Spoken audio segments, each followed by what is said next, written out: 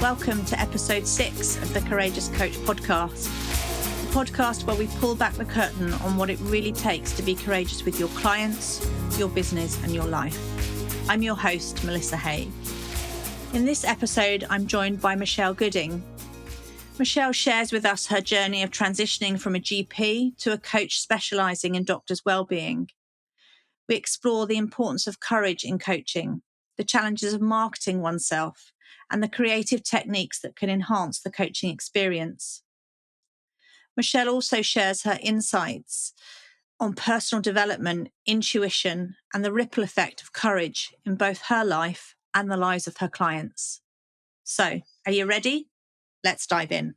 Welcome, Michelle, to the Courageous Coaching podcast. It's so lovely to have you with me today. Thank you so much for being here. You're so welcome. It's lovely to be here, Melissa. Lovely. Good. Such a pleasure to be having this conversation with you, right? Lovely. So, always start, look, tell us a little bit about you, Michelle. Okay. I'm an experienced former GP who bravely left her beloved general practice 3.5 years ago now, and I'm a coach. And I coach doctors. I specialise in doctors' wellbeing now, and I coach and support doctors who are overstretched and overworked and help them avoid burnout.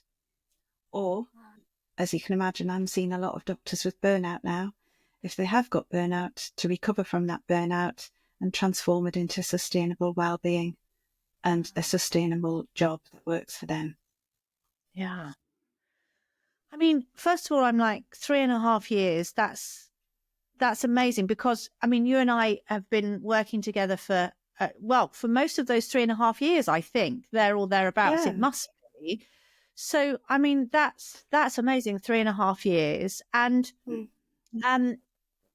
being a former GP yourself and obviously having experienced that world, and now working with doctors in I have to say, in a really important space, right? We're hearing a lot now about, all healthcare workers, to be fair, working in healthcare settings in the NHS as well, of course, there's a lot of stress, a lot of overwhelm, and therefore, as you say, a lot of burnout or risk of burnout, right? Yeah.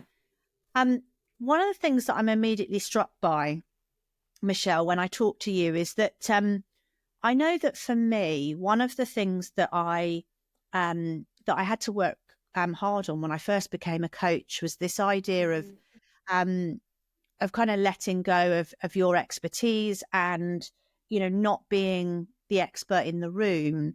And certainly to begin with, I found it much easier to coach people whose world, who their industry or their role or whatever, I didn't really know. And that allowed me to maintain that kind of non-directive presence, I guess.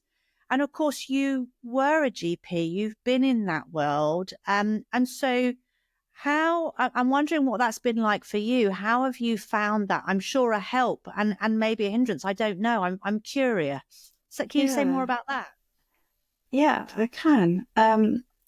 I think coaching doctors is such a privilege and an honour, and doctors get other doctors because you've had that common bond of your medical degree. And I not only coach GPs, I coach consultants, trainees in core medicine, any speciality. And the way I manage it is by contracting. I've learned to say, I'll wear different hats in the coaching room. Are you comfortable with me signposting if my GP hat pops up? If there's a medical issue, I'll signpost you elsewhere for help. So yeah, I manage it by saying that I'm not the expert in the room and I'm now the coach, but I will wear a few different hats, an educator hat to share new coaching models or concepts. So, and that works really well. So I'm upfront immediately before we start coaching together. Yeah. So immediately that you mentioned contracting, of course, I'm immediately reminded of boundaries. This is you boundary setting, isn't it? What making really clear what's okay and what's not okay in the coaching space, for you as the coach and also for the clients that you work with. which sort of links very nicely into courage and courageous coaching, which we're talking about today, because it takes courage for us to not just to set boundaries with our clients, but also to hold them as well, right? When we begin the work with them.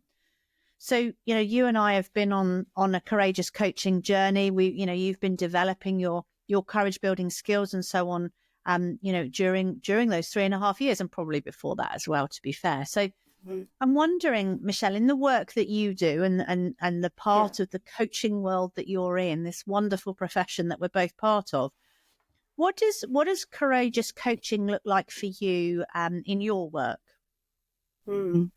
Well, it actually starts outside of the coaching session, I feel, and it begins with courageous marketing for me.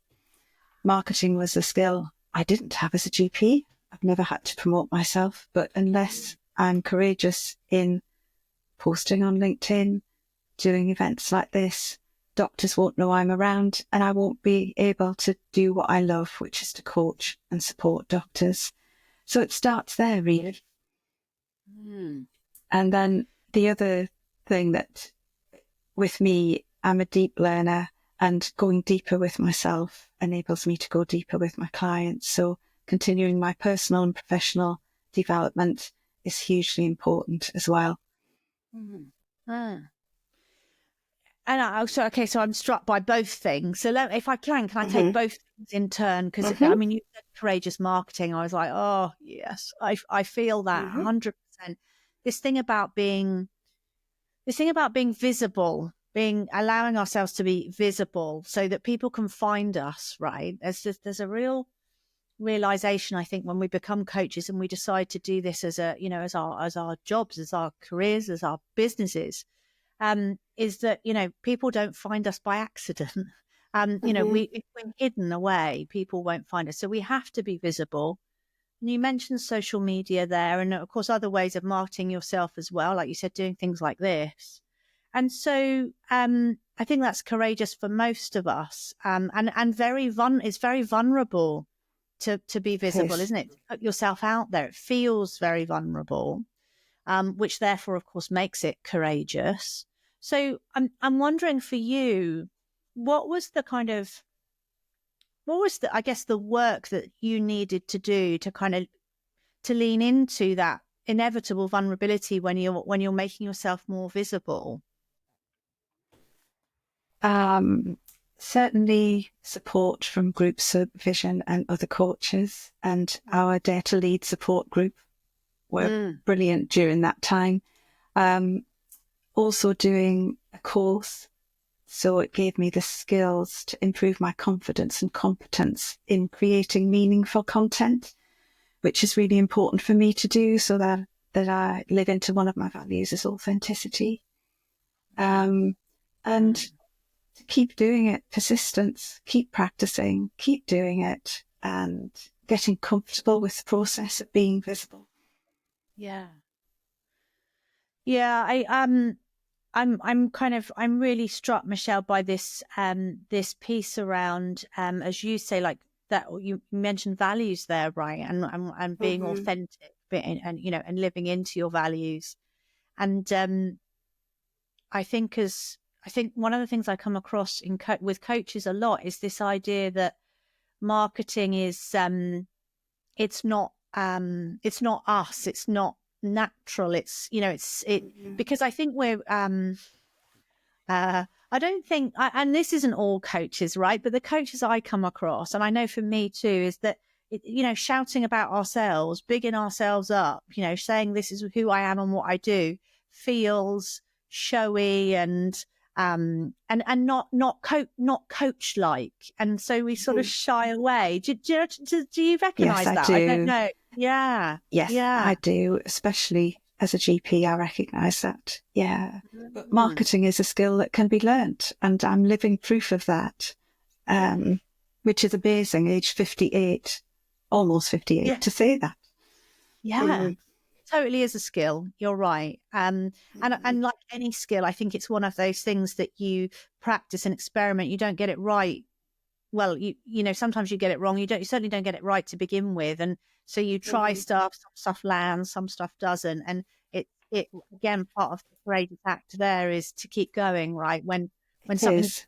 land, or, you don't get the response you were hoping for, or is to, okay, pick yourself back up, go again, try something different, experiment again, it's so important. Yeah. Yeah. And you also talked about kind of growth and continuing to develop yourself, and kind of being courageous in that area as well, and of your work. So I'm wondering, what difference do you think courage has made, or being courageous has made, to your personal development? Maybe choices, or how is that? What's the interaction there between courage and personal development? I'm much more sure of the courses that I want to do for my personal development. So I will read a synopsis of a course and I absolutely trust my instinct and know, yes, it's stretching and stepping out of my comfort zone, but it's going to give me what I feel that I need as my next step on my personal development journey. So last year I did a course with Tara Moore, who's an American coach, called Loving Well. And it was all about finding the most loving part of yourself and living into loving yourself and others. And that was brilliant. And it was a stretch, but it was well worth it. Okay. So trusting your intuition, you mentioned like reading the course synopsis, and trusting your gut, what your intuition tells you about what you've just read, as opposed to what I think a lot of us do is the kind of, I should do this, or everyone else is doing this now, so maybe I should do that as well, so that, because that's so easy to do, isn't it? Yeah. It is. Yeah, I guess it's trusting that you know what your needs are, what your next steps can be, and stepping into that. Yeah.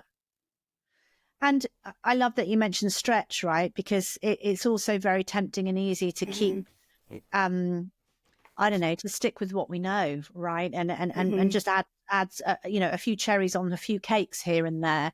But that kind of stretch of, that I often think, if I read something, development opportunity, and I think, oh, that makes me feel a bit uncomfortable, or I'm not sure that makes me curious. Then I'm like, if there's a level, yes, that's the stretch then, isn't it? That discomfort. Yeah. And you're right, it piques your curiosity. Yeah. And calls to you. Yeah. Yeah, absolutely. Absolutely. And so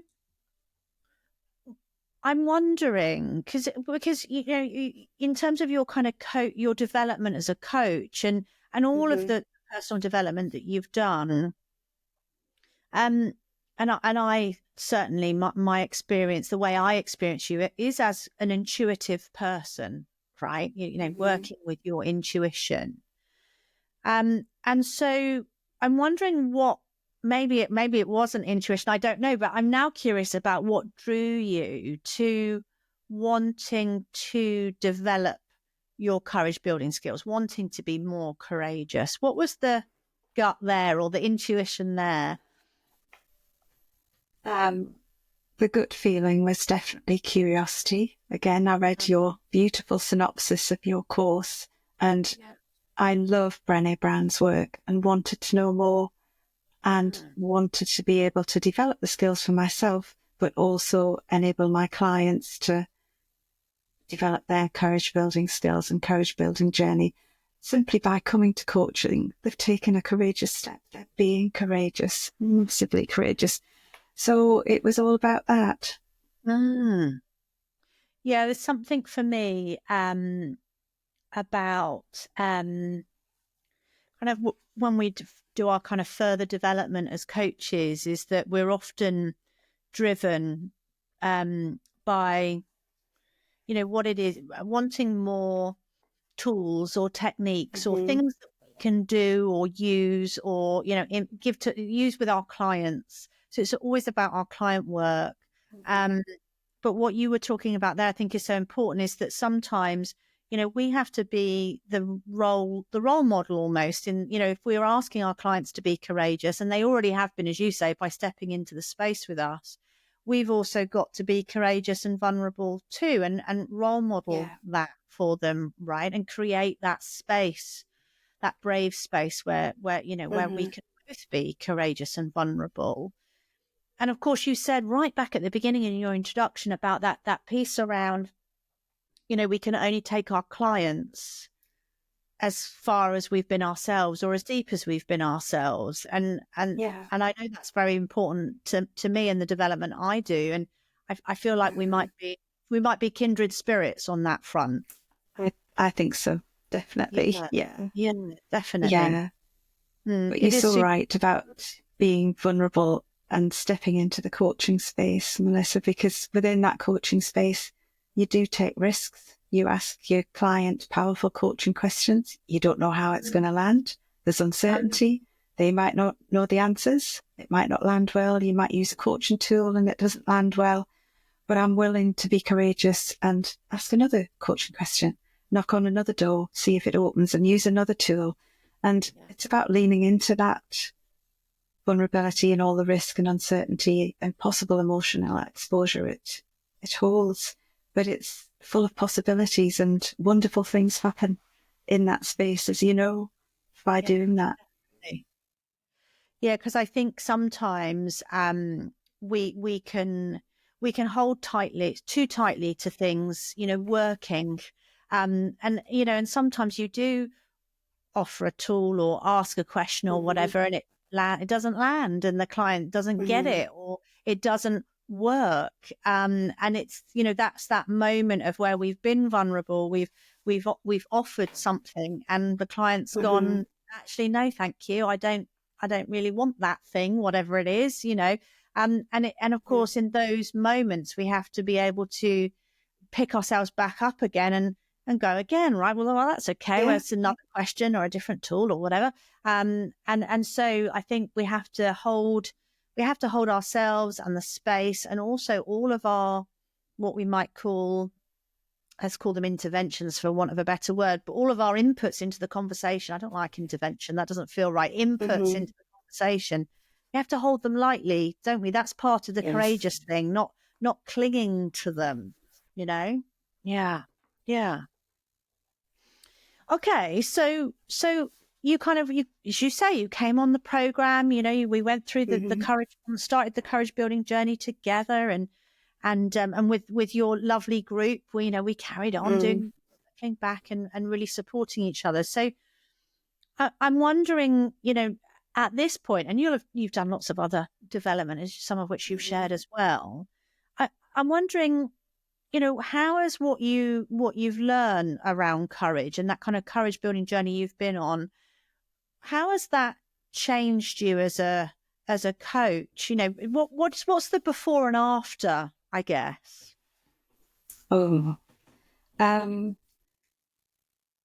Before, I would describe myself as less courageous, less willing to take risks in the coaching room. It's probably easier to describe after. I am more courageous. I recognise now that inviting my clients to experiment with new coaching questions or new coaching tools gives them choice, and they get to truly lead the session.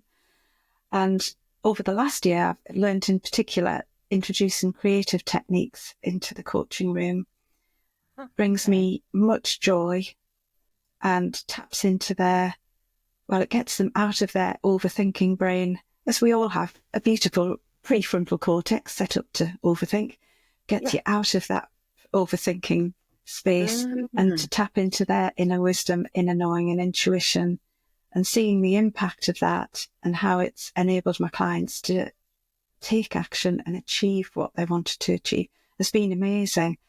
So yeah, I'm happy to dive in now and experiment. And I love it. And I can see that, right? I mean, some people won't be watching us on video right now. They'll be just listening to your voice, but I can see that, that love. When you say I love it, that's not just a oh, I love what I do. There's a real, I love it. It's like I can see it's a full body Yeah, experience for you. It's not just in your head, right? Which is so it is. lovely. It's moments of joy, and it can lead to moments of flow in the coaching room, which has been Yes. wonderful to experience for me, but also for my client. Yeah. Yeah. Yeah. I have to admit, I'm intrigued and curious about these creative techniques, because I'm Mm-hmm. like, it's funny, isn't it? It's one of those things that I when I was in my career, when I was employed, I'm not a terribly creative person, and I have found that coaching has really tapped into my creativity in a way I didn't Mm-hmm. expect, or maybe even knew was there, maybe. So I'm really Great. curious, like the creativity for you. What does Yeah. creativity look like in coaching? Can you give us some? I'd love to. Maybe I might. I Yeah, won't, I won't steal them. Right? Tell me some of the I can creative give stuff you, you're doing. yeah, I can share a couple of examples. I'm sure you've heard of the blob tree. Yes. Yes, that's a Tell us brilliant about one to that. use. Um, Whatever issue your client brings, but especially an issue where they want to make a change, you can share your screen or share a copy of the blob tree in person and ask them which blob person they resonate with. Yeah. And then they can identify with the blob person they want to be when they've made that change, wherever they are on the tree. And then a Mhm. simple open question: what do you need to get you from blob person number 1, which I think is the one who swings from the tree at the bottom, to blob Right. person number 20, who's at the top of the tree? And it just immediately gets them into their system 2 deep thinking and their inner wisdom and inner knowing. And the wisdom that pours forth from that simple question just amazes me. And then you can explore what's emerged throughout the rest of the coaching session. Yeah. And then again, at the end of the session, you can use the blob tree to say, have you reached number 20, or are you number 6 of 7 who are halfway up the tree? So it's just using something fun and light-hearted Yeah. to tap into their creative thinking. Yeah. There's a couple of things I'm thinking about there, because I mean, I love the blob tree. I think it's a great Mm-hmm. great tree, and you can buy some great images, lots of different types of images now Mm-hmm. with Yes. blob people on them, which is fabulous. But I think a couple of things struck me then is that because I think you could say, well, I ask, where are you now, and where would you like to get to? Mm-hmm. Right. But what you said, which I thought was really interesting, is that using the blob tree enables the client to access a different level of, or a different depth, or a different level of thinking, of inner knowing, than Yes. where are you now and what would you like to be different, right? That creativity creates different thinking for our clients. It Um, is. and then I came straight back to courage, Michelle, because I was thinking, one of the things that I think we do as coaches, which is courageous and therefore vulnerable, Mm-hmm. that we don't necessarily always recognize as courageous and vulnerable, is asking questions that we don't know the answer to. Answers to. Yeah. Yeah. Exactly. Yeah. Because your client could say And anything, couldn't they? They could say any of the yeah. blobs on the tree, anything. You've got no Yeah. idea. And in addition to that, you have no idea where the session is going to go. So there's the uncertainty of that also. Yeah. Yeah, Yeah. absolutely. I find that because it taps into their inner wisdom, inner knowing and intuition, you visit places that might not have come up if you'd just asked the question, where do you want to be? How do you want to get there? So yeah, it's very revealing and Yeah. very enjoyable.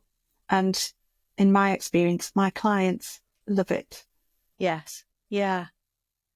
Yeah, I might have to. I know of it, but I've not used it for a long time. So I'm digging that one out again. Thank you for that. Great. Now, you did say a couple, though. Was there another one? Another Yes. creative? Yeah, please do share. I'm There's loving it. another one, yeah, which I have shared on LinkedIn, and this is from my amazing supervisor, Sheila Hobden, who you may have seen on LinkedIn. And Sheila spontaneously came up with this technique in a group supervision session with the Joyful Doctors, of which I am a coach, the Joyful Doctor. And it's an A to Z technique. and you draw down the right-hand side of a piece of A4 the letters of the alphabet. And if a client brings a topic to you, such as wellbeing, you can do my A to Z of wellbeing. And they can go down the list of A to Z and come up with a word that resonates for them and what's important to them about their wellbeing for each letter of the alphabet. And they've got their own personalised list of what really matters to them about their wellbeing. And then sometimes with that, the clients immediately go into system 2 thinking and think, how can I achieve self-compassion if they put that for S? Or you can guide them with your questions. What's important to you on that list? How would you like to bring more of that in your life? What would make it easier to do? So, so Sheila did that, I think, as a list, A to Z list of joyful restoration for Christmas time, because we all were concerned about our well-being and preserving it over Christmas. But yeah, it doesn't have to be for Christmas. It can be for any other time of the year. Yeah. And again, I really like the idea that again, it's the clients coming up with the words themselves, words that resonate with them. But then, of course, it enables you to then delve deeper, ask more questions about some of those words, some of those things that have come out. Yeah. Brilliant. So what's emerging for them. And it's fascinating, but again, very revealing. And again, when I've used that with my clients, they are still using their lists to date many months later. As a visual reminder, they leave it at home or at work and think, what can I fit in today? I've got 2 minutes now. What can I do from my list? I've got half an hour later. What can I do from my list? Yeah. Fabulous. Well, thank you for sharing those, because I'm like, that's helped me. I'm like, I'm going to get that blog out again. I'm going to look at this idea of that's fantastic. Because creativity, I think for many of us, creativity is courageous. Because, certainly my sense is that when I'm being creative, I never know what the outcome's going to be. And of course, that's the essence of coaching. But so bringing more creativity, I think, might help that kind of, I'm not in control of the outcome. I don't know where I'm going with this. Yeah, it does bring that, which is a lovely place to be as a coach as I am now, whereas 3.5 years ago, I wasn't there. Yeah. No, absolutely. Yeah, we come with that need to know and what's the outcome going to be, and can I control the outcome? And, I need to hold the space, and that must be about control. And creativity, of course, is about letting go and not being in control. So yeah, it's a real courageous act within coaching. Yeah, amazing. Thank you. Thank you, Michelle. Thank you for sharing that.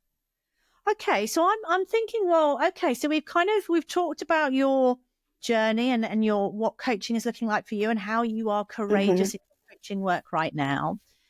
But I'm wondering, as you look forwards, whatever time frame works for you, but as you look forwards, what's the call to courage that you're leaning into right now? Yeah, there's a few, as you can imagine. It's never one thing for me. And certainly number one is to continue my courage building journey and to enjoy it. And the aim of that is to become more me, to become the best version of me, step into my authenticity and live into my other values as well. Yeah. As a coach, I want to develop my intuitive and integrative style, and I definitely want to learn more creative tools, coaching tools, and introduce them with my clients. And the final one was to continue putting myself out there, my courageous marketing, do more podcasts and LinkedIn lives so I can coach as many doctors as possible, because that's my mission. Look, we're never done, are we? Right. I think this is with anything, but I think this is so important point that you're really kind of getting at with what you shared there, because courage isn't like learning to be more courageous. So developing your courage building skills, it isn't like a light switch. It isn't like, oh yes, I did that course 2 years ago, tick, the light switch is now on. I am more courageous. Brilliant. It's done. If only. Yeah, exactly. I wish it was that. Well, do I wish it was that easy? I don't know. But anyway, it isn't that easy. It's a constant journey, isn't it? Of kind of developing and challenging ourselves, as you were saying earlier on, stretching ourselves, stepping into our courage, stepping into our arena moments. And so actually, I think what I love about what you shared there is that quite often I think there's a temptation to move on to, right, well, what's the next thing? But you're talking about a real integration and depth of this work, as opposed to I've done it to here and now I'm going to, what's the next thing I'm working on? I feel that real integrative. And didn't you remind me, did you just describe your coaching style as, remind me, integrative, was it? Intuitive and integrative. Yeah. Thank you. Intuitive and integrative. Not the word I'm finding easy to say. But what I noticed is how authentic that is, because you are still integrating, right? You're still learning and bringing those things in. And so that feels very you, feels very authentic. It is, yeah. I think learning is my specialist interest, Melissa, and you know me well enough to know I'm a lifelong learner, which fitted in beautifully being a GP, but also now as a coach. Yeah, fantastic. Yeah. So, okay, so I'm always ending on the same question, Michelle, which is kind of around, because I'm hoping that there are lots and lots of coaches listening to our conversation. So what's one thing that you think every coach should know about courage? For me, courage is a choice.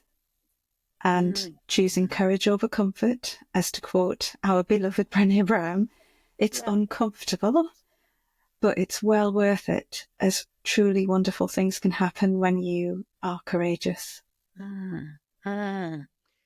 Lovely. Thank you, Michelle. I love that, because it's my favourite quote. I tell everyone that quote whenever I run a session or a keynote or whatever work I'm doing when I'm talking about courageous coaching, is this idea of choice, right? And we're talking about ordinary everyday courage, and there's a choice, right? You can choose what Brené's words are: you can choose courage or you can choose comfort, but you can't have both. But nonetheless, what I say is, nonetheless, it is a choice, right? It is always a choice. And some days we choose courage because it's the right thing for us, and some days we choose comfort because it's not the right day for us, right? So allowing ourselves that self-compassion is super important. Lovely. It is, and it's about choosing in the moment and being aware of it. Courage is in my awareness most days, and we have choice in that moment. And I think the other thing, I know you said one thing, but the other thing that I've experienced is the ripples of courage. And I'm much more open with my daughters, with my friends. I'll have open conversations about courage and vulnerability and risk and uncertainty. And you can see the ripples of courage. And my daughters will talk to me about it now. So I hope I'm role modelling courage for them. And then the same within the coaching room, as you shared earlier, courageous action from the coach has ripples to the client. And then I've seen my client being courageous in their actions, and how the ripples of courage are going to their practices, their departments, their lives, their families. So courage ripples, and courage goes beyond the coaching room. Yeah. Look, 100%. I mean, we always say courage is contagious, right? It absolutely is.